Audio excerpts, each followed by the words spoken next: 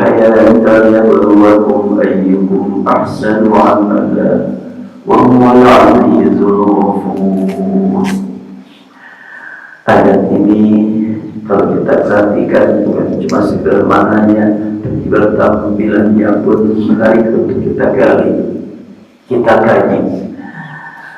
Mukjizat huruf Al-Quran perlu kita perhatikan, karena Al-Quran itu disebutkan dalam hadis man qara'a harfan min kitabillah.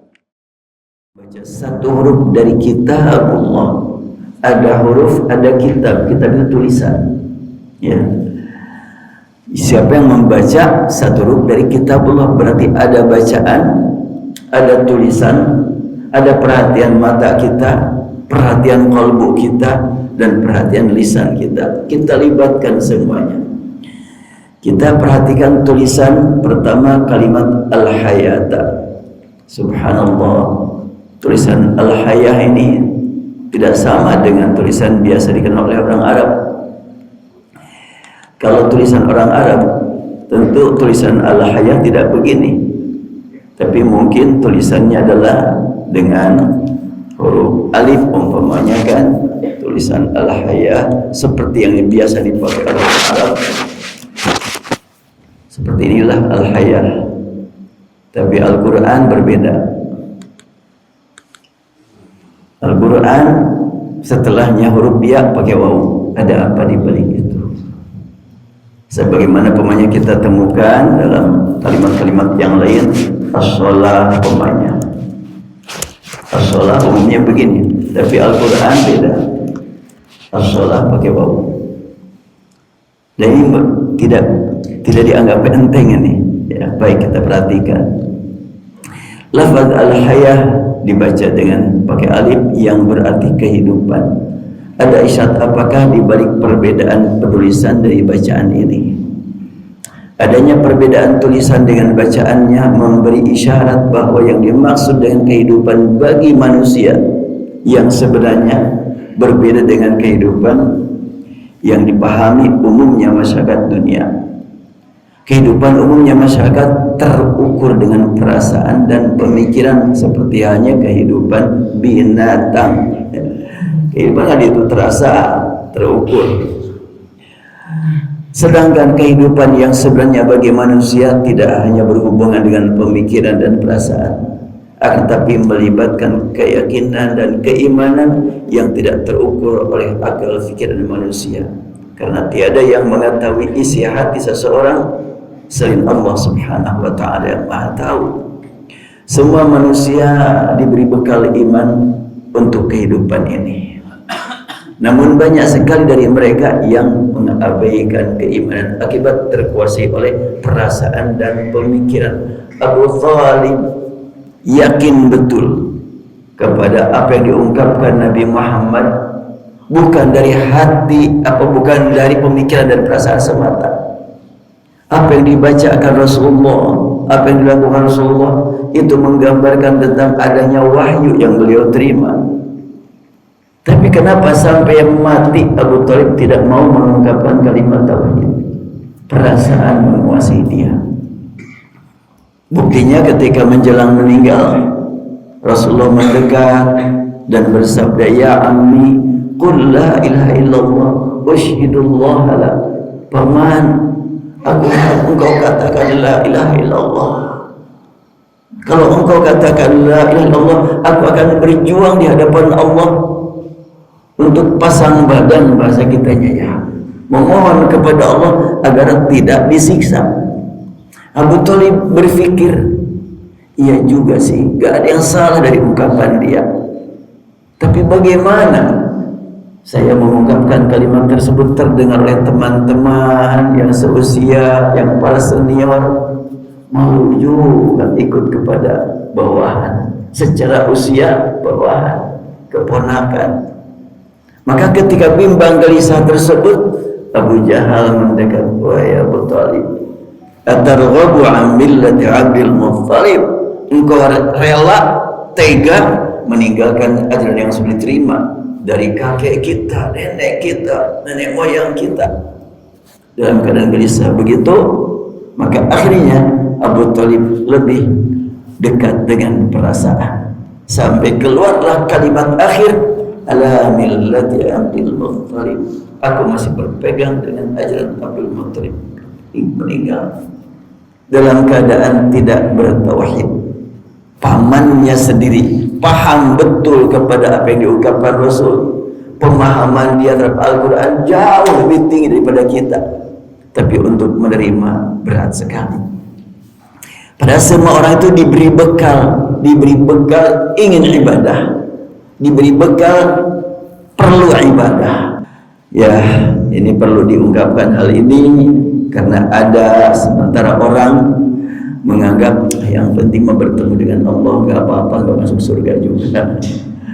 Itu ungkapan Rabi'ah Al-Adawiyah zaman dia masih awal hijrah. Rabi'ah Al-Adawiyah awal hijrah, dia mengatakan ma'abatu khawfan minan nar wala raghbatan fil jannah fa akunu ka ajri su' walakinni abadtuhu syauqan ilaihi wa hubban lahu.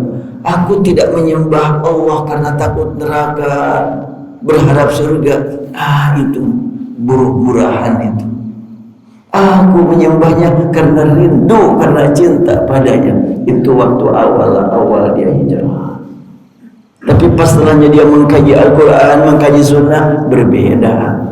Dia mengatakan wazadi qalilun ma'arahu muballighi alizadi abki amli tuli masafati atahrikuni bin nar ya ghayatal muna fa aina raja'i fika aina makhafati.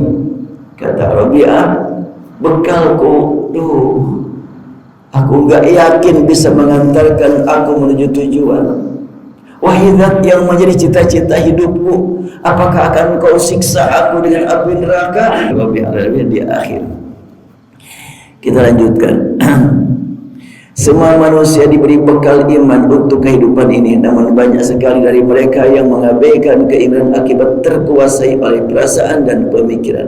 Dengan tulisan yang berbeda dari bacaannya ini, maka manusia diingatkan tentang hakikat kehidupan yang mesti diperjuangkan, yaitu kehidupan yang terukur dengan akal manusia dan kehidupan yang tidak terukur namun harus diperjuangkan dengan melibatkan keyakinan, pemikiran dan perasaan secara integral. Kalau untuk sehat badan, agak diperintah oleh Al-Quran. Untuk mencari harta tanpa diperintah Al-Quran pun orang semangat. Makanya saya mempertanyakan beberapa terjemah Al-Quran, surat Al-Qasas ayat 77 seringlah diangkat oleh para pembicara. Wabtaghi fima ataka Allahu ad-daral akhirah wa la tansa nasibaka minad dunya. Gunakan apapun yang ada pada dirimu dari Allah untuk mencari hari akhirat. Wala tansa nasibaka minad dunya. Diterjemahkan dengan kalimat, tapi jangan lupa nasibmu di dunia. Emang ada yang lupa gitu? Saya memahami enggak begitu. Wala tansa, dan bukan tapi, dan wa itu dan jangan kau lupakan nasibmu dari, bukan dari dunia, minat dunia. Artinya apa? Nasibmu dari dunia sebentar lagi akan berakhir.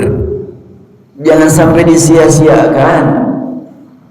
Sebentar lagi gimana, saya masih muda. Banyak yang lebih muda dari Anda sudah meninggal. Ya, saya tahu umpamanya.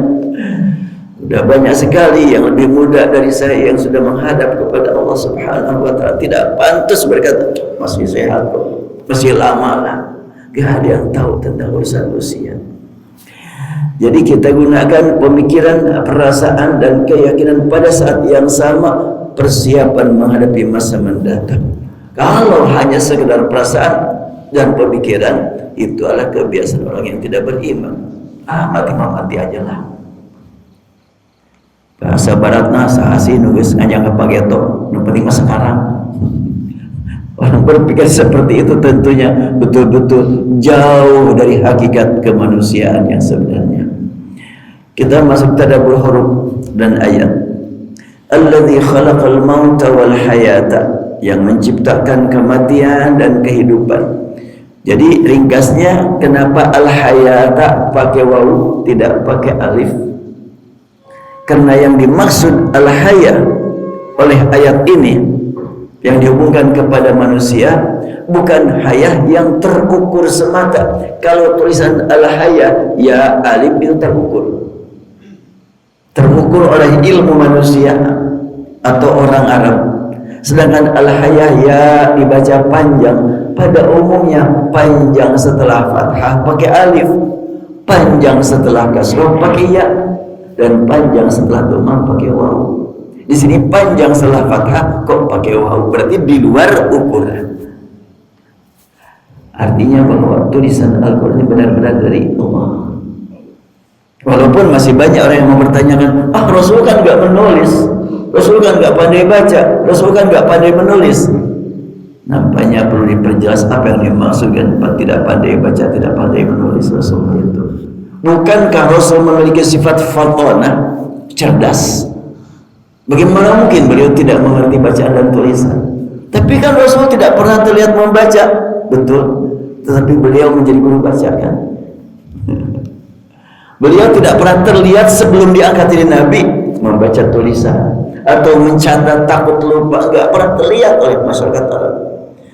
Dan karena beliau tidak pernah terlihat membaca, tidak pernah terlihat menulis, tiba-tiba tampil sebagai guru baca dan guru tulis, semakin membuktikan hakikat kenabian beliau, kerasulan beliau. Makanya Nabi Muhammad satu-satunya dalam Al-Quran yang dipanggil oleh Allah dengan kalimat ya ayyuhan nabi, ya ayyuhan rasul. Yang lain-lain dipanggil nama. Ya Adamu anbi'uhum bi asma'ihim. Ya Nuh innahu laysa min ahlik. Ya Ibrahim ya wa nadainahu ya Ibrahim. Kemudian ya Musa inni ana rabbuk. Ya Isa inni mutawaffika wa rafi'uk. Dipanggil nama satu persatu, tapi tidak ada panggilan ya Muhammad. Yang ada ya ayyuhan nabiyyu, ya ayyuhan rasulu. Kesempurnaan dicapai oleh beliau, sempurna kenabian, sempurna kerasulan. Dan ketika beliau memanggil umat pun beda dengan nabi-nabi terdahulu. Nabi-nabi terdahulu kalau memanggil umat dengan ya qaumi, ya qaumi la as'alukum alaihi mala, itu Nabi Nuh. Nabi Hud, wa ila 'adin akhahum hudan qala ya qaumi ibudullah. Nabi Saleh, wa ila Samud akhahum salihan qala ya qaumi ibudullah. Nabi Syuaib, wa ila Madyan akhahum Syuaiban qala ya qaumi ibudullah. Nabi Muhammad, ya ayyuhalladzina amanu. Indah sekali panggilan dari beliau kepada kita, wahai orang yang beriman. Ya Bani Adam, bukan ya Bani Iblis ya, ya Bani Adam. Kemudian ya ibadiyalladzina asrafu ala anfusihim, panggilan dari Allah disampaikan Rasul, ya ibadiyalladzina asrafu, wahai hambaku. Walaupun ada kalimat alladzina asrafu yang sudah melampaui batas, tapi lanjutannya la taqnatu min rahmatillah. Ya, kita lanjutkan tadabbur huruf dan ayat. Alladzi khalaqal mauta wal haya, yang menciptakan kematian dan kehidupan. Mati hidup, bukan hidup dan mati ya. Umumnya orang berkata sekarang hidup nanti mati. Udah mati selesai sudah. Tapi ayat ini membimbing kita untuk membaca kehidupan, bukan hidup sekarang. Sekarang sedang di perjalanan menuju pintu kematian. Setelahnya lewat pintu kematian, baru kita akan tahu hakikat kehidupan yang sebenarnya. Dunia yang saat ini terasa luas, tapi kita nanti kalau sudah melewati pintu kematian, sempit dunia itu. Masa sih? Ya, memang belum mengalami, kita belum tahu betul. Dulu kita sewaktu berada di alam rahim nggak merasa sempit.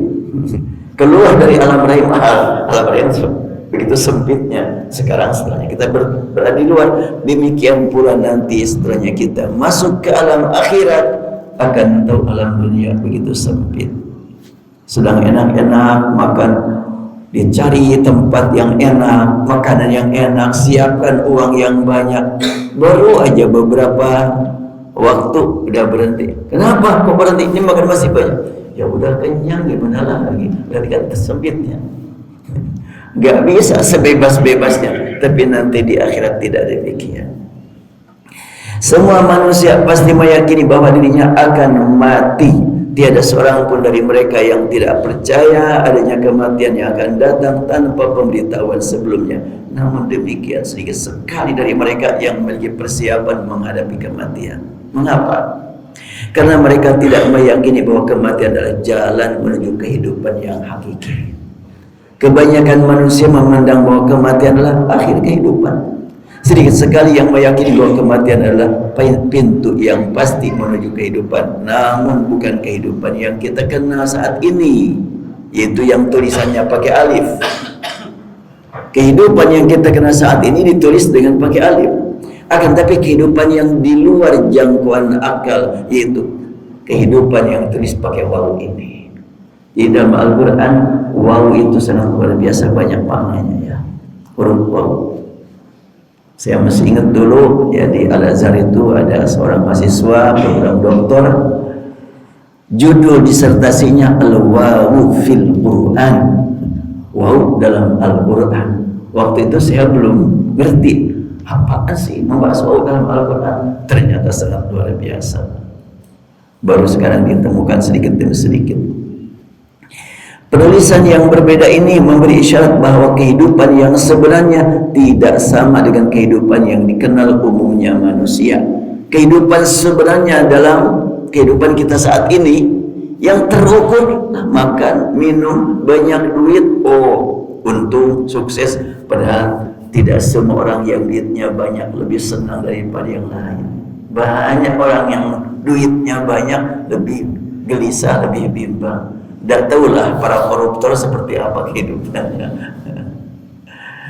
Dipandang oleh di bawah mah, mereka enak banyak duit, belum tentu enak. Yang enak itu yang hidupnya penuh berkah.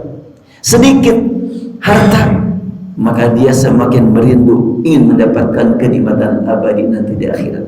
Banyak harta, dia nikmati berinfak, menjalin komunikasi sesama manusia, nikmat. Di situ kenikmatan tercapai.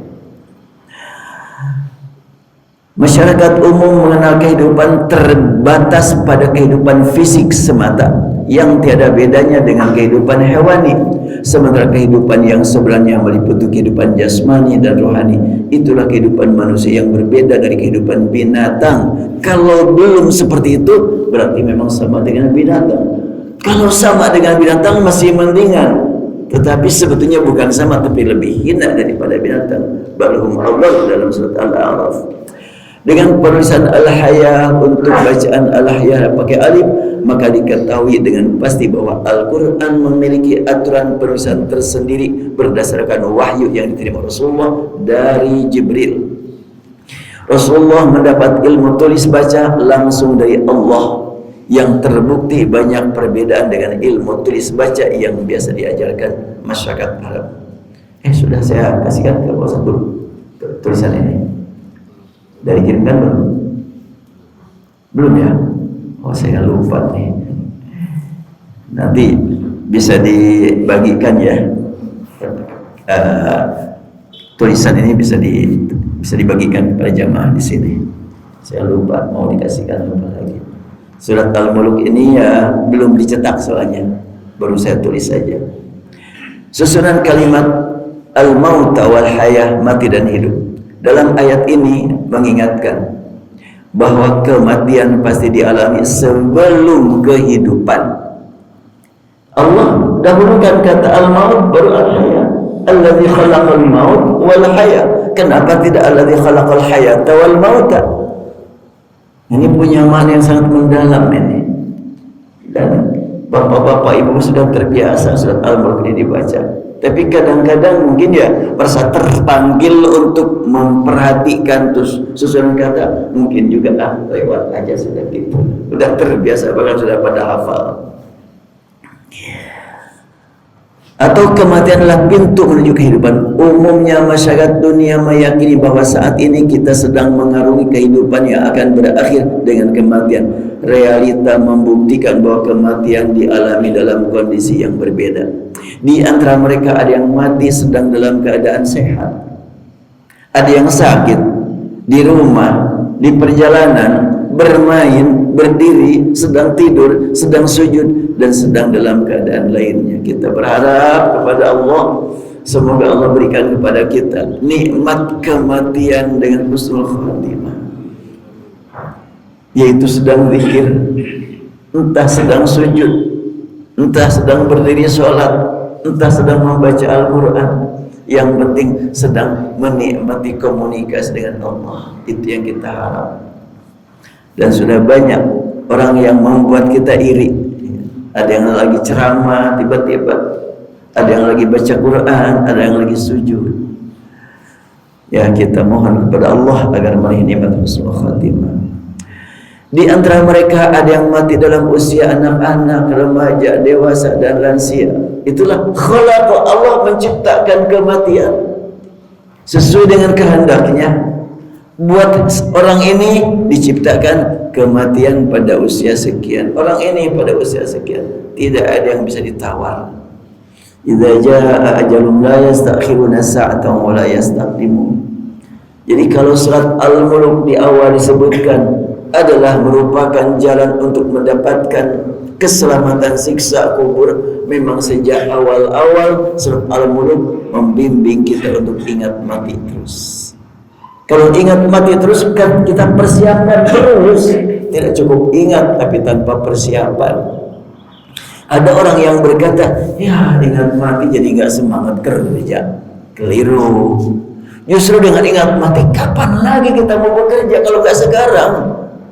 Kalau besok sudah ditangisi oleh keluarga, apa yang saya kerjakan saat ini? Tidak ada lagi waktu untuk bekerja, untuk beramal kecuali hari ini. Jadi ingat mati justru menambah semangat beramal.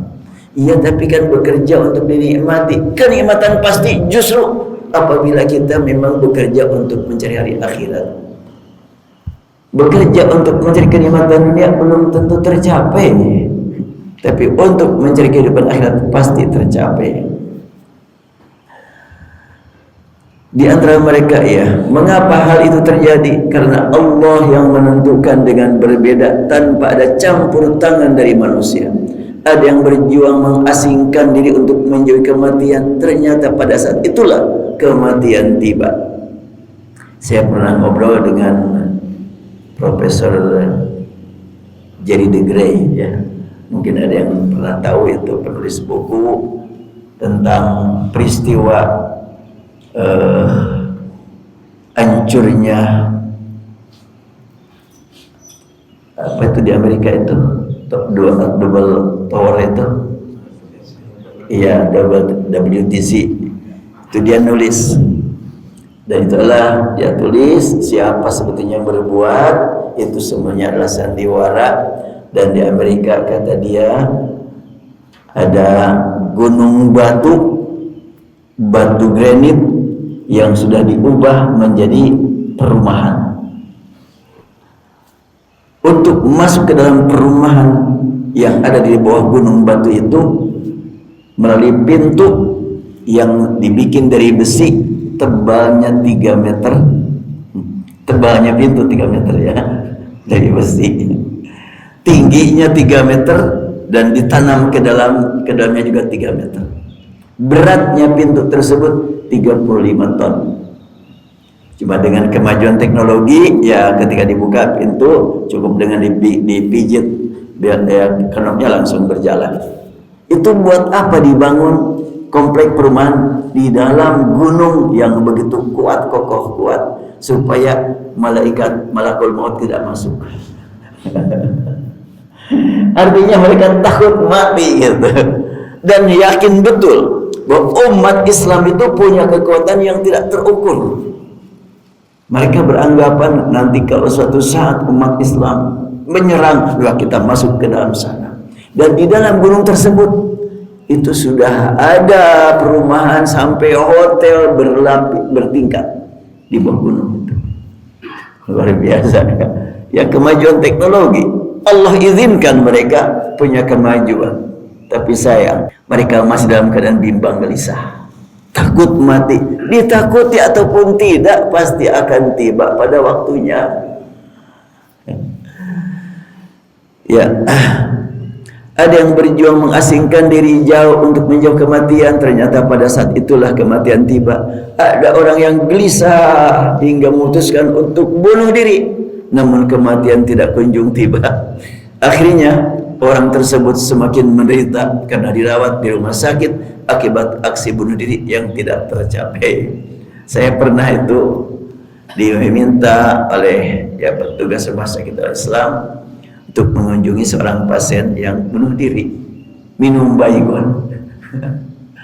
Tapi udah sembuh, 2 minggu dirawat, udah sembuh. Tapi dia nggak berani pulang karena bimbang gelisah.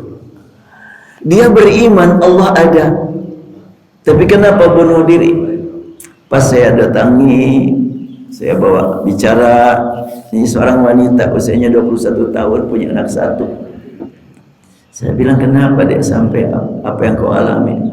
Pak Ustaz, saya mau orang yang paling dibenci Tuhan.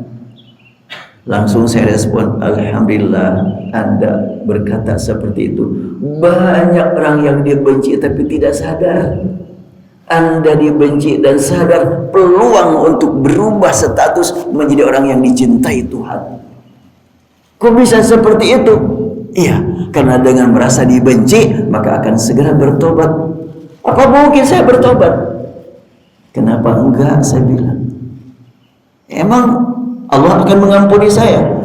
Kamu mau bunuh diri satu orang enggak tercapai. Dulu Rasulullah sudah menyampaikan kisah seseorang yang telah membunuh 99 orang. Dia berpikir, saya juga akan mati, apakah saya bisa mendapatkan ampunan kalau bertobat? Nanyalah kepada yang disebut ahli agama. Nanya, saya ini banyak dosa, kalau bertobat saya mungkin enggak diampuni oleh Tuhan. Emang dosa apa kamu? Aku pembunuh bayaran, sudah 99 orang aku bunuh. 99 kau bunuh? Gimana mungkin Tuhan mengampuni kamu? Jadi enggak mungkin mengampuni aku. Berat kau dapat ampunan. Ya udahlah kalau gitu saya lengkapi 100. Sasarannya kamu sendiri, langsung dibunuh. Aja 100 orang dibunuh. Tapi dia masih dapat taufik dari Allah. Berpikir lagi, iya gitu, tidak mungkin aku dapat bertaubat dan ampunan. Mau nanya lagi, cari lagi jalan terus. Nyampailah di jalan menuju Masjid Al-Ukhuwah. Ketemu Ustaz di situ. Apakah mungkin saya bisa bertaubat? Kenapa emang? Saya sudah membunuh 100 orang. Jangan putus asa. Allah Maha Pengampun. Sebanyak bagaimanapun dosa kamu, kecil di hadapan ampunan Allah. Ampunan Allah lebih luas. Segera bertobat. Gimana caranya aku bertobat? Udah masuk ke Masjid Al-Ukhuwah, insyaallah. Maka dia akhirnya di perjalanan terus menempuh tujuan untuk dapat bimbingan agar bisa ibadah dengan benar. Ternyata belum nyampe yang dituju, dia sakit berat dan meninggal di perjalanan. 2 malaikat berdebat. Kata malaikat tugas dari surga, ini hak aku. Dia sudah berniat untuk bertobat. Kata dari neraka, ini hak aku. Dia kan belum bertobatnya juga, baru mau. Datang yang ketiga diutus oleh Allah Subhanahu wa ta'ala. Ada apa nih? Maka yang dua-duanya menyampaikan, ya kami ini belum menemukan titik temu nih. Dia jelas-jelas berdosa sekian banyak, masuk surga. Baik, kata yang ketiga, gimana kalau kita ukur kemana yang lebih dekat? Ke tempat maksiat atau ke tempat taat? Maksudnya, ya bila lebih dekat ke tempat taat, nyatakan ahli surga. Bila lebih dekat ke tempat maksiat, nyatakan ahli neraka. Siap, setuju, udah diukur. Ternyata lebih dekat ke tempat taat, cuma bedanya hanya 1 hasta. Itulah kuasa Allah Subhanahu wa ta'ala. Rahmat Allah lebih luas daripada azabnya. Maka akhirnya masuk surga. Akhirnya saya sampaikan kepada wanita tadi, Nah dulu ada yang begitu, makanya kamu jangan putus asa. Akhirnya dia tersenyum, bukan senyum ke saya maksudnya, senyum kepada kelakuan dia sendiri. Ya alhamdulillah. Dan besoknya saya tanya ke rumah sakit, gimana? Saya bilang pasien itu udah pulang. Udah, katanya. Asalnya dia nggak berani pulang, dia cerita kepada saya, saya pulang juga pasti begini lagi katanya. Kenapa? Memang dia punya suami tukang mabok, enggak punya usaha, dia bersama ibunya jualan makanan, dimarahin, pusing aku. Begitulah, tapi dia masih punya Allah, masih yakin ada Allah. Apakah Allah mengampuni ataukah tidak? Itu kan salah satu modal itu kan. Modal cuma memang belum punya ilmu, maka asalnya diberikan pengarahan, dia akhirnya ya alhamdulillah berubah. Kita lanjutkan. Ini pengalaman pribadi saya dialognya ya. Jadi riwayatnya sahihnya. Bukan katanya pribadi saya sendiri yang dialog dengan orang tersebut. Dan ada juga yang bunuh diri mengalami kematian pada saat itu juga. Apakah dia mati disebabkan bunuh diri? Apakah bunuh diri menentukan batas usia?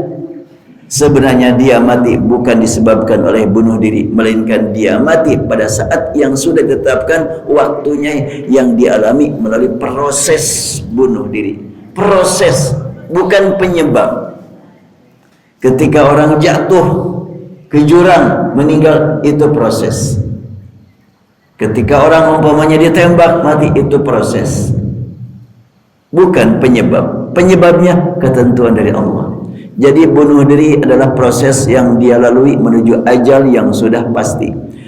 Umat tauhid beriman bahwa kematian akan terjadi sesuai ketetapan Allah, yang tidak mungkin dapat diubah oleh siapapun dari makhluknya. Idza jaa ajaluhum la yastakhiruna sa'atan wa la yastaqdimun. Bila sudah tiba ajal menjemput mereka, mereka tidak mungkin dapat menanggungkan walaupun sesaat, atau mempercepat juga tidak mungkin. Bukti-bukti bahwa Allah yang menciptakan mati dan hidup itu sangat banyak dan tidak terhitung. Manusia tidak memiliki wewenang untuk mengubah ketetapannya. Walikulli ummatin ajal, ini yang saya bacakan barusan, surat Al-A'raf ayat 34. Setiap umat mempunyai ajal batas waktu. Jika ajalnya tiba, mereka tidak akan meminta penundaan sesaat pun, dan tidak pula dapat meminta percepatan. Mungkin masih ada yang ingat peristiwa besar tsunami di Aceh, yang menurut pandangan mata telah menelan korban kematian dengan jumlah yang sangat besar. Ternyata di samping banyak penduduk setempat yang meninggal di tempat kejadian, banyak pula di antara mereka yang pendatang yang ikut meninggal pada saat terjadinya peristiwa. Dari jauh-jauh ke sana, ikutlah meninggal di sana. Apakah mereka mati oleh tsunami, atau mereka mati karena ajal tiba pada saat tsunami terjadi? Untuk mengetahui jawaban atas pertanyaan ini, mari kita ingat juga kembali peristiwa yang sangat menakjubkan, yaitu lembaga pendidikan Al-Quran yang sehari-hari melakukan aktivitas di tempat tsunami. Lembaga tersebut mengadakan acara di luar kota yang cukup jauh dari tempat kejadian peristiwa. Mereka meninggalkan tempat pada hari yang sama, beberapa jam menjelang peristiwa tsunami terjadi. Harinya sama, cuma beberapa jam sebelum saja kan. Sehingga mereka menjadi bukti kekuasaan Allah di luar jangkauan akal. Bangunan pesantren terkena tsunami, sementara para ustadz dan santrinya sedang berada di luar. Itu hakikat kuasa Allah subhanahu wa ta'ala. Dan bukan cuma tsunami, kemudian di Jogja waktu gempa, saya mendengar salah seorang teman saya yang sangat akrab dengan saya, ibunya dia setiap jam segitu itu ada di rumah. Pas waktu gempa terjadi, dia keluar, hancur rumahnya, dia sedang berada di luar. Ya memang belum saatnya untuk meninggal. Dengan demikian maka tsunami tersebut menambah keimanan orang beriman tentang hakikat kematian, yaitu ketetapan Allah yang disediakan bagi hamba-hamba pilihannya untuk dilalui menuju kehidupan yang hakiki. Jika kehidupan itu akan dialami sudah melewati pintu kematian, di manakah kini kita berada? Ini yang paling penting buat kita. Apakah saya setelahnya bicara di sini masih Allah berikan kesempatan untuk bertemu dengan keluarga sepulangnya dari sini? Tidak ada tahu. 1 jam ke depan kita tidak tahu apa yang akan kita alami. Makanya sangat penting untuk selalu kita mempersiapkan diri. Kalau mati tinggal beberapa menit lagi akan tiba. Dan apabila ingat kepada mati, insya Allah kehidupan kita akan semakin jelas. Untuk apa kita beramal, untuk apa kita bekerja. Rasul mengingatkan tingkat sahabat, aksiru min dzikri hadimil ladzat, perbanyaklah oleh kamu ingat kepada mati. Ini tingkat keimanan sahabat, selalu diingatkan Rasul untuk ingat mati. Dan Rasulullah SAW untuk mengingat mati kadang-kadang ziarah ke kuburan.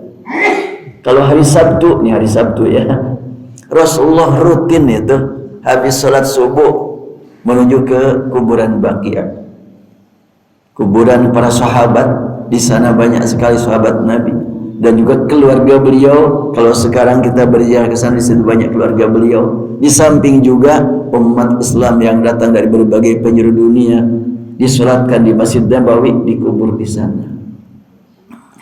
Ketika Rasulullah SAW selesai berziarah ke ahli kubur di Baqi dengan mengungkapkan assalamualaikum ya darul mu'minin, dan selanjutnya nasallahu alaikum al-afiyah inna insyaallah bikum lahiqun. Lalu Rasul menghadap kepada sahabat, inni lawaditu an qad ra'aitu ikhwanana. Rasul bersabda, sungguh aku sangat rindu ingin bertemu ikhwan kita. Itu berbicara setelahnya ziarah kubur. Rasul bersabda, aku ingin bertemu ikhwan kita.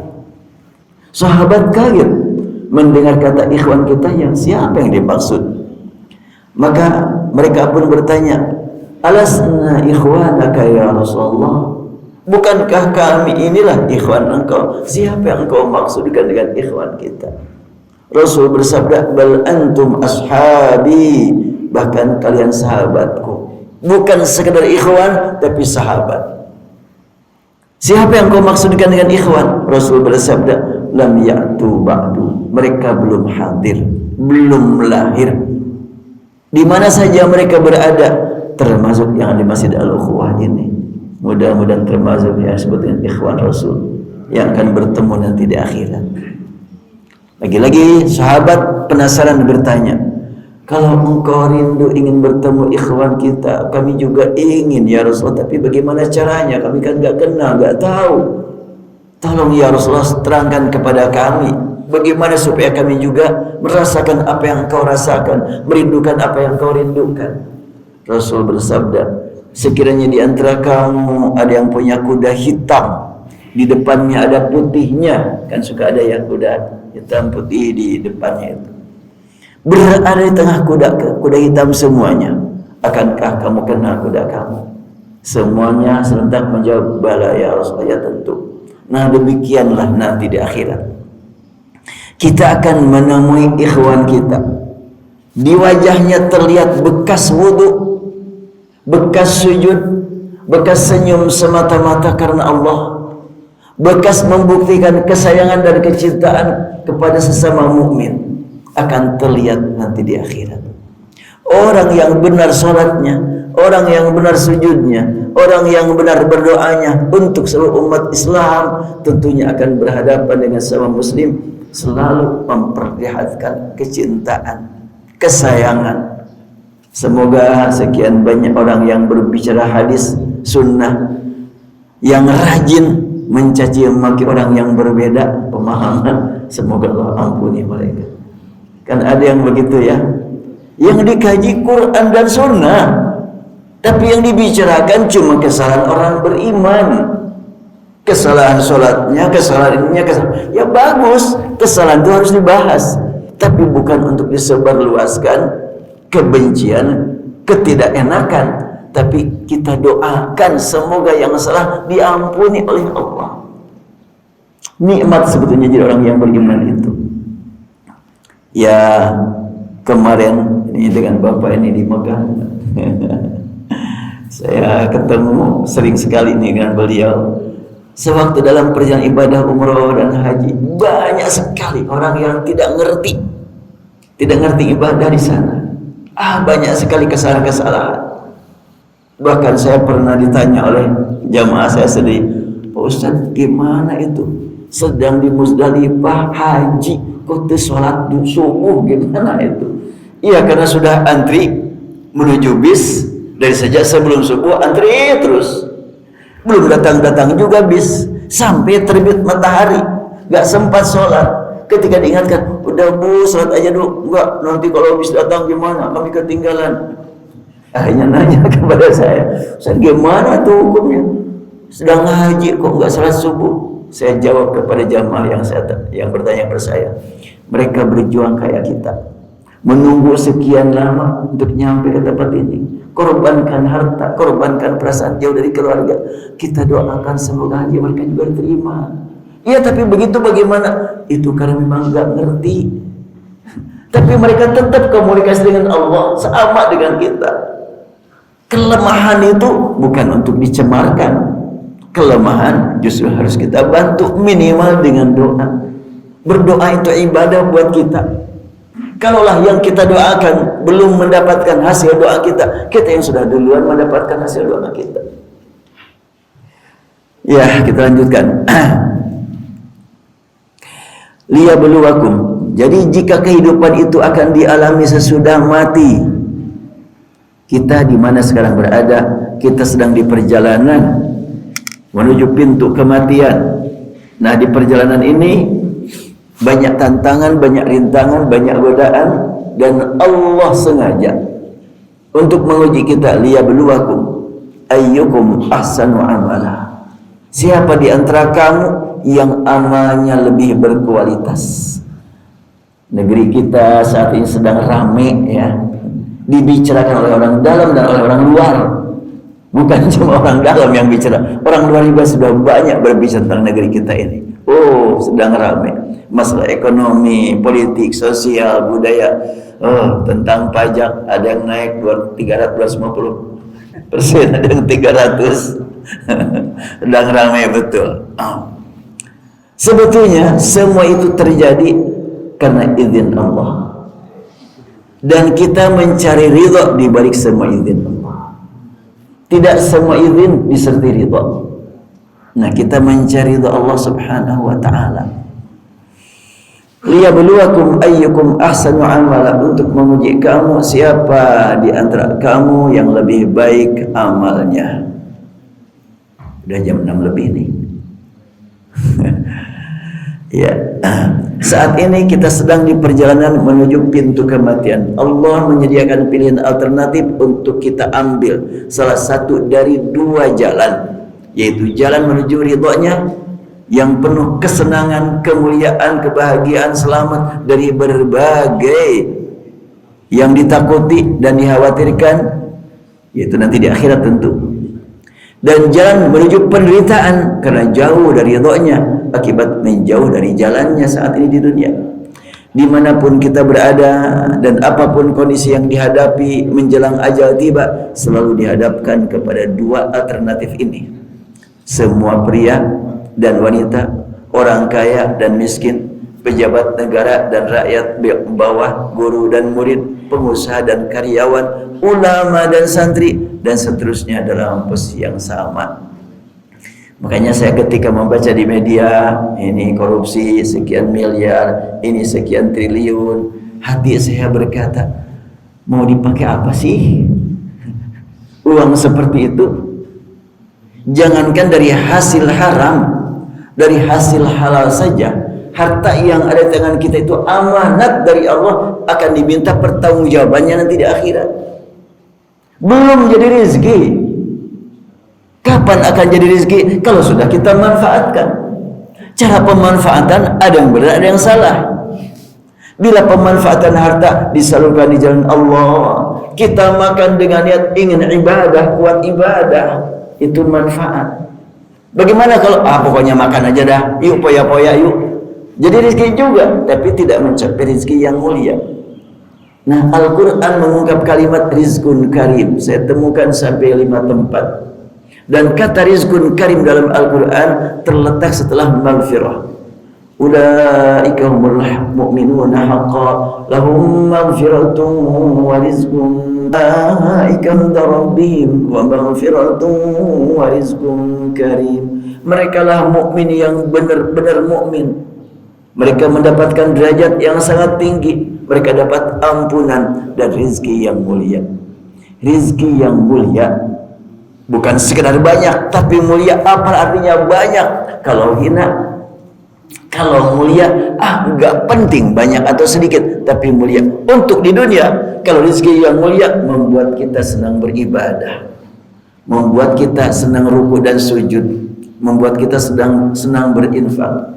Tapi kalau rezeki yang tidak mulia, ya membuat kita kesal terus. Melihat yang lebih gede duitnya, kesal lagi. Itu tidak mulia itu. Membuat manusia semakin menderita. Gimana? Mau lanjutkan atau ada tanya jawab?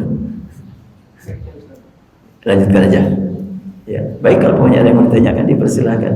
Barangkali ada yang kurang jelas, saya harus mempersilahkan untuk bagi yang mau bertanya, karena saya harus sadar kemampuan saya menyampaikan sangat terbatas.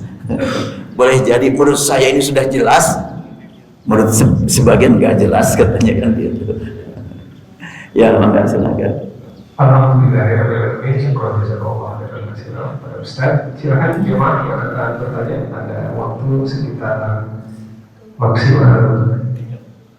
Ya, ada 2 pertanyaan, kita ke ibu dulu ya.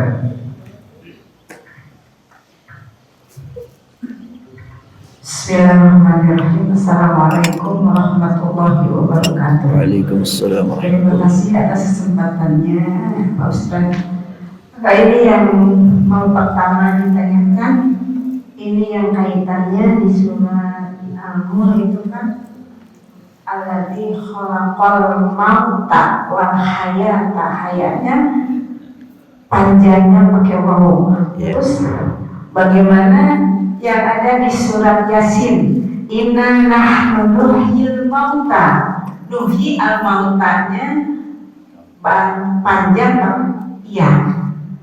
Ini kaitannya gimana, maknanya yang lebih mendalam, dan juga yang kami tanyakan itu di tabarok, baknya itu dengan baris bahasa Sunda baris ngantuk, tidak pakai alif. Nah, itu apa yang dimaksud? Terima kasih. Wassalamualaikum warahmatullahi wabarakatuh. Waalaikumsalam warahmatullahi wabarakatuh. Ya, surat Yasin. Inna nahnu nuhyil mauta wa naktubu ma qaddamu wa atharahum wa kulla syai'in ahsaynahu fi imamin mubin.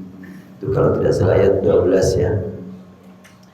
Ayat itu kalau kita resapi, kita jiwai, oh luar biasa, mendalam sekali maknanya, luas sekali maknanya. Inna nahnu nuhyi, sesungguhnya kamilah kami yang menghidupkan. Kata kami ini terulang sampai 3 kali itu. Inna pakai sesungguhnya lagi, na itu kami, nahnu kami, nuhyi nunnya itu kami. 3 kali kata kami, mengingatkan bahwa tidak ada campur tangan yang lain untuk menghidupkan yang mati. Kami saja semuanya. Inna nahnu nuhyil mauta, dan al mauta tidak hanya manusia, semua yang mati Allah hidupkan kembali. Inna nahnu nuhyil mauta wa naktubu, dan kami mencatat. Allah mencatat bukan mencatat kayak kita mencatat takut lupa ya. Allah tidak pernah takut lupa. Tapi kenapa Allah menggunakan kalimat wa naktubu ma qaddamu? Ini supaya bahasa lebih terasa oleh kita. Ada catatannya untuk kita lihat, bukan untuk Allah lihat. Jadi ayat tersebut mengingatkan kita bahwa nanti kita di akhirat akan melihat catatan amal kita. Wa naktubu ma qaddamu, dan yang tercatat apa yang sudah tercatat semuanya. Semua amal perbuatan yang sudah lewat ada catatannya, dan bukan hanya yang sudah lalu, tapi pengaruh amal yang sudah lalu yang masih terjadi saat ini ada catatannya semuanya. Wa naktubu ma qaddamu wa atharahu. Amal perbuatan kita, ibu sudah mendidik anak, ada catatannya selama mendidik. Dan anak yang hasil didikan ibu sekarang seperti apa, ada catatannya juga. Dan nanti kalau ibu sudah meninggal dan anak masih beramal, ada catatannya buat ibu juga. Oh subhanallah. Makanya Allah mencatat amal kita disebut dengan wanak tubuh, biar kita betul-betul yakin bahwa amal perbuatan kita itu pengaruhnya sangat besar, bukan hanya pada waktu kita masih beramal, tapi sudah berlalu, masih bahkan sampai tidak ada akhirnya. Oleh karena itu kita juga hadir di sini. Ini saksi ini, masjid ini saksi ini, menjadi pencatat semua bangunan ini. Kenapa? Karena semua alam ini kan suka zikir. Alam semuanya itu suka bertasbih. Dalam surat Al-Isra ayat 4344 ditegaskan, wa in min syai'in illa yusabbihu bihamdih walakin la tafqahuna tasbihahu. Tiada sesuatu apapun yang diciptakan Allah kecuali suka bertasbih memuji Allah. Cuma kamu enggak ngerti tasbih mereka. Begitulah kata Al-Qur'an. Nah, wa naktubu ma qaddamu wa atharu wa kullu syai'in ahsaynahu fi imamin mubin. Jadi Allah menjelaskan dalam surat Al-Mulk, Allah yang menciptakan mati dan hidup. Hubungannya mungkin yang ditanyakan oleh ibu, tapi dalam surat Yasin justru menghidupkan yang mati gitu ya, bukan mematikan yang hidup. Iya, di sini mati baru hidup, di sana hidup baru mati. Nah, kita hubungkan dengan surat Al-Baqarah. Wa kaifa takfuruna wa billahi wa kuntum amwata fa ahyaakum thumma yumitukum thumma yuhyikum thumma ilaihi turja'un. Dalam surat Al-Baqarah sebutkan, bagaimana kok kamu bisa kufur kepada Allah? Padahal dulu kamu bukan apa-apa, benda mati. Kaifa takfuruna billahi wa kuntum amwatan, benda mati. Thumma ahyaakum, lalu Allah menghidupkan kamu. Thumma yumitukum, kemudian Allah mematikan kamu. Thumma yuhyikum, kemudian Allah menghidupkan lagi. Jadi proses itu panjang memang. Mati, hidup. Mati, hidup. Kemudian mati, hidup lagi. Nah, yang dimaksud dari surat Al-Mulk adalah kehidupan al-hayah sesudah mati terakhir. Sedangkan yang tadi dalam surat Al-Baqarah, dulu kita benda mati baru dihidupkan. Jadi satu ayat dan ayat yang lain saling menafsirkan. Alhamdulillah. Enggak, masih ada yang lain? Bismillahirrahmanirrahim. Assalamualaikum warahmatullahi wabarakatuh. Waalaikumsalam warahmatullahi wabarakatuh. Pertanyaannya begini, Pak Ustaz, tadi di awal Pak Ustaz membaca atau masalah hadis Manqol Al-Quran Harfan dan seterusnya. Jadi pertanyaannya di situ dikatakan siapapun yang membaca Al-Quran. Sementara ada orang yang bertanya, bagaimana tidak hanya membaca, tetapi juga mendengarkan. Apakah itu termasuk dari terjemahan membaca itu? Karena ada orang, jadi kasusnya dia tidak sempat membaca Al-Quran, tetapi hanya sekedar mendengarkan, sering mendengarkan seperti di masjid-masjid yang sering diperdengarkan bacaan Al-Quran. Jadi dia kadang-kadang tidak sempat membaca, dia hanya mendengarkan saja. Apakah itu termasuk kalimat membaca itu termasuk seperti itu? Terima kasih. Al-Quran punya hak begitu banyak.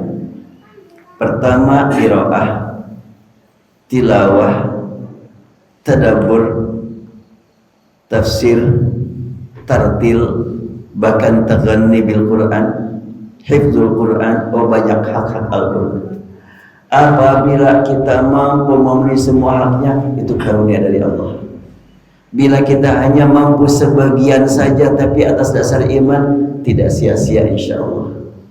Karena Rasul bersabda, man qara'a harfan min kitabillah falahu bihi hasanah wal hasanatu bi asyri amsalihha. La aqulu alif lam mim harfun walakin alif harf wa lam harf mim harf. Siapa yang membaca satu huruf dari kitabullah, maka baginya nilai kebaikan dilipat gandakan sampai 10 kali lipat. Dan aku tidak bermaksud dengan satu huruf alif lam mim satu huruf, tapi alif satu, lam satu, mim satu. Rasulullah menjelaskan makna satu huruf pakai alif lam mim. Dan alif lam mim itu tidak ada yang ngerti. Ini kan sangat menarik itu. Kenapa kok Rasulullah menjelaskan dengan alif lam mim? Tak seorang pun sejak sahabat sampai saat ini yang menjelaskan apa arti alif lam mim, kecuali kalau ada yang berani-berani pasti ada yang membantahnya. Karena memang tidak dimaksudkan untuk dipahami, tapi diimani saja. Artinya ketika orang membaca Al-Quran landasannya iman, nggak ngerti sama sekali, tapi landasannya iman, berarti dia sudah memanfaatkan keimanan. Tanpa dengan memahami, memanfaatkan akalnya. Tanpa mengamalkan, memanfaatkan jasanya. Ya, tingkatan-tingkatannya jelas sekali. Jangankan tingkatan kita, tingkat sahabat pun berbeda-beda. Komunikasi sahabat dengan Al-Quran berbeda-beda. Makanya Rasulullah SAW menjelaskan tentang bagaimana keistimewaan para sahabat dalam kehidupan sehari-hari. Ini ahli di bidang ilmu hukum, ahli di bidang ilmu perang, ahli di bidang ilmu Al-Quran. Rasul menegaskan demikian, arhamu ummati bi ummati Abu Bakar, wa asyaddum fi dinillah Umar, wa asdaquhum hayaan Uthman, wa aqdahum Ali, wa aqra'uhum li kitabillah Ubay bin Ka'ab. Ada 8 orang disebut Rasulullah. Orang yang paling sayang dari umatku terhadap umatku Abu Bakar. Semua sahabat sayang, tapi Abu Bakar di atas yang lain. Orang yang paling tegas dalam urusan agama Umar. Dan orang yang paling jujur, yang paling mendalam dalam rasa malu Utsman. Orang yang paling ahli bidang ngambil keputusan terhadap sengketa Ali bin Abi Thalib. Dan aqra'uhum li kitabillah Ubay bin Ka'ab. Dan yang paling ahli bidang kitabullah Ubay bin Ka'ab. Ini berarti semua sahabat ahli Al-Quran, tapi ada keahlian di atas keahlian yang lainnya. Nah kita juga ya sesuai kemampuan lah. Kemampuan, ada yang mungkin orang yang baru belajar membaca Al-Quran, jangankan sampai makna, pengucapan hurufnya juga masih belepotan. Tapi dia yakin betul, saya ini adalah orang yang sedang mencari nikmat ridha Allah, ampunan Allah, rahmat Allah akan Allah berikan kepadanya. Ya mungkin di antara bapak dan ibu ada yang menyaksikan juga di YouTube salah seorang tokoh agama dari Afrika yang punya umat disebut-sebut 100.000 umatnya. Karena kata agama lain kan dihitung umatnya, jumlah umatnya itu kan, karena ada bayarannya kan. Iya, ini muridnya siapa? Bayarannya ke dia kan gitu. Kalau di luar agama Islam, makanya terhitung umatnya 100.000. Dan Allah takdirkan dia bermimpi melihat Gua Hira. Pas terbangun dia langsung menangis karena dia tahu tentang apa itu Gua Hira. Dia betul-betul rindu ingin menuju Gua Hira. Sampai dia menyatakan keislaman. Dan setelah dia menyatakan keislaman, dia umumkan kepada umatnya bahwa dianya sudah masuk Islam. Ikut masuk Islam puluhan ribu. Pada saat yang relatif singkat, sampailah berita bahwa orang ini masuk Islam dan umatnya puluhan ribu masuk Islam. Kedengaran berita oleh Raja Salman. Ini tahun 2023 nih. 3 bulan dia masuk Islam, dapat undangan haji oleh raja, langsung diundang. Dan dia lihat, dan kita lihat di videonya, dia ingin ke Gua Hira. Sampai di Jabal Nur dia menangis terseduh-seduh di situ. Betul-betul terharu. Di sini Nabi Muhammad menerima wahyu. Dan saya punya keyakinan ibadah dia jauh di atas saya. Karena dia rindunya kepada Islam, rindunya kepada Allah, rindunya kepada Rasul luar biasa. Walaupun boleh jadi, tidak tahu dia sudah bisa baca Quran dengan baik atau belum. Baru 3 bulan masuk Islamnya juga. Tapi itulah hakikat ibadah kepada Allah. Kadang-kadang orang suka lupa substansi ibadah. Substansi ibadah itu kan merendahkan di hadapan Allah, rendah hati di hadapan sesama hamba Allah. Banyak orang yang sibuk bicara ibadah hanya masalah hukum. Ini perintah, ini larangan, ini haram, ini wajib, ini rukun, ini fardu, terus digali. Bagus, itu penting. Tapi jangan lupa substansi ibadah, rendahkan diri. Boleh jadi ada orang yang belum banyak mendapatkan ilmu Islam, tapi dia betul-betul merendahkan di hadapan Allah. Dia betul-betul sadar, aku ini tidak layak untuk masuk surga kalau tidak mendapatkan rahmatnya. Aku tidak layak aman dari neraka kalau tidak dapat ampunan. Maka dia mohon ampun terus, mohon rahmat terus. Apalagi ibadahku kayak begini, jauh untuk mencapai ahli surga. Tidak mesti orang seperti ini yang lebih dekat ke surga. Makanya saya harus lagi tuh menyadarkan diri saya sendiri, karena mendapatkan amanat dari Allah, sedikit ilmu harus sampaikan kepada yang lain, dan saya harus menyadari, jangan-jangan saya termasuk orang yang banyak bicara tapi tidak beramal. Saya sangat khawatir sekali. Saya sering menyampaikan hakikat keislaman, tapi saya sendiri masih jauh dari Islam. Ya, mudah-mudahan Allah mengampuni kita semuanya. Baik, masih ada atau sudah cukup? Ya, baik, kita akhiri dengan sama-sama memohon kepada Allah Subhanahu wa taala. Allahumma shalli wa sallim ala habibina wa syafiina maulana Muhammad.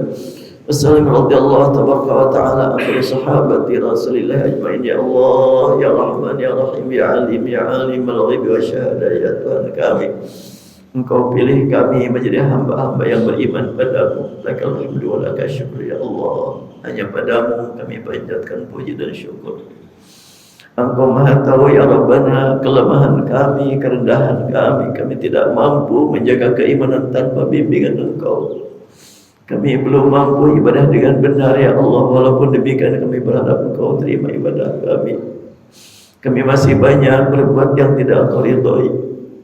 Sekiranya semua orang yang berdosa Engkau masukkan ke dalam neraka, siapa yang dapat menyelamatkan kami dari siksa-Mu ya Allah.